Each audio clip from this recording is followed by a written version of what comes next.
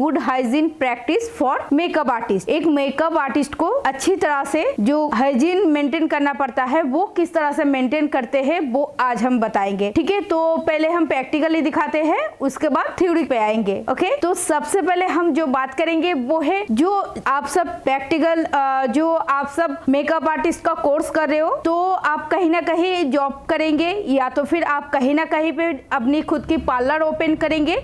तो अगर आप पार्लर ओपन करते हो या जॉब करते हो तो उसमें क्या होगा कि हजारों क्लाइंट आपके पास आएंगे और फिर हजारों क्लाइंट जाएंगे। तो इसके लिए खुद को और आपकी जो क्लाइंट है उसका हाइजीन मेंटेन करना बहुत ज़्यादा ज़रूरी है, ताकि आपके क्लाइंट को लगे कि आप भी बहुत अच्छे हाइजीन मेंटेन करते हो और उनका भी सेहत का ध्यान रखते हो। तो इसके लिए आपको क्या करना पड़ेगा, तो सबसे पहले गाइस जो करना पड़ेगा वो है जैसे कि क्लाइंट आते हैं आपके पास, उसके लिए जहाँ पे आप काम करते हो, जहाँ पे आप वर्क करते हो, यानी कि जो आपका कार्य क्षेत्र है उस जगह को बहुत ही अच्छे से हाइजीन मेंटेन करना है। यानी कि जो आपका मिरर है उसे आपको हमेशा साफ रखना पड़ेगा, जो आपका कुर्सी है उसको साफ करना पड़ेगा, जो आपका फ्लोर है, टेबल है, जो आपका प्रोडक्ट है, वो हर चीज आपको मेंटेन करना पड़ेगा, उसको हाइजीन करना पड़ेगा, साफ सुथरा रखना पड़ेगा। फिर जैसे कि मानो कोई क्लाइंट आपके पास आया आईब्रो या मेकअप के लिए, तो वो जरूर आपकी कुर्सी के इस्तेमाल करेंगे, वो उस कुर्सी पे बैठेंगे, फिर आप उसको मेकअप करेंगे। तो इसके लिए और अभी आप सब जानते हो कि कोविड के वजह से बहुत ज्यादा प्रॉब्लम फेस करना पड़ रहा है सबको, तो इसके लिए और भी ज्यादा मेंटेन करना पड़ेगा आपको।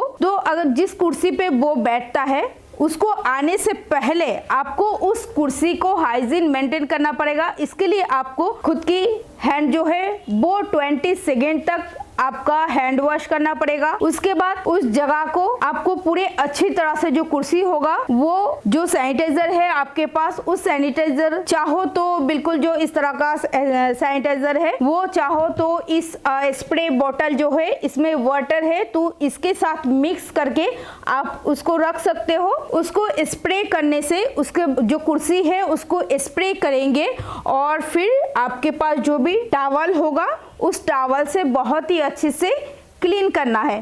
ठीक है, तो जैसे क्लाइंट आया फिर उसने उसके ऊपर जो भी आप वर्क करना है वो आपने किया, चाहे आईब्रो हो, मेकअप हो, कुछ भी हो उसको किया। फिर जब वो क्लाइंट चले जाते हैं उसके बाद भी उस कुर्सी को अपना जो कार्य क्षेत्र है यानी कि जो आपका रूम है, जो आपका पार्लर है, उस जगह को बहुत ही अच्छे से आपको फिर से दोबारा वापस सैनिटाइजिंग करना है। ठीक है, इसके बाद आते हैं नेक्स्ट जो है वो है कि जब भी आप वर्क करते हो तो एक समय में एक ही टाइम पर एक ही क्लाइंट को बुक करें। यानी कि जो आप काम कर रहे हो, जैसे कि मानो आपका 1 बज रहा है तो किसी ने आपको कॉल किया या मतलब बुक किया है काम के लिए कि मुझे हेयर स्टाइल करना है या हेयर कटिंग करना है, हेयर स्पा करना है, फेशियल करना है, तो आपने कहा कि 1 बजे आपको आना है।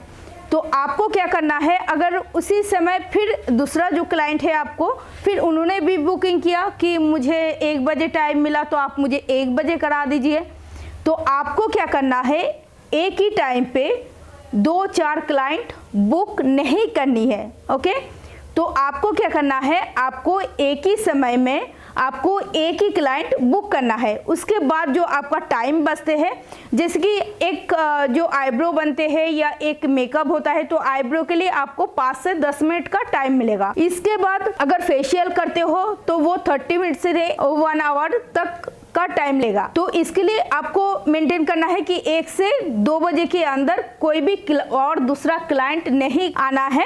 2 बजे के बाद फिर से हम बुकिंग करेंगे कि हाँ चलो ठीक है आप 2 बजे के बाद आओ। और अगर आप क्लाइंट को बुक करते हो एक ही समय में 2-4 क्लाइंट को बुक करते हो तो आपका जो कार्य क्षेत्र है यानी कि जहाँ पे आप काम कर रहे हो, वर्क कर रहे हो, तो उसके लिए उस प्लेस को बहुत बड़ा होना चाहिए और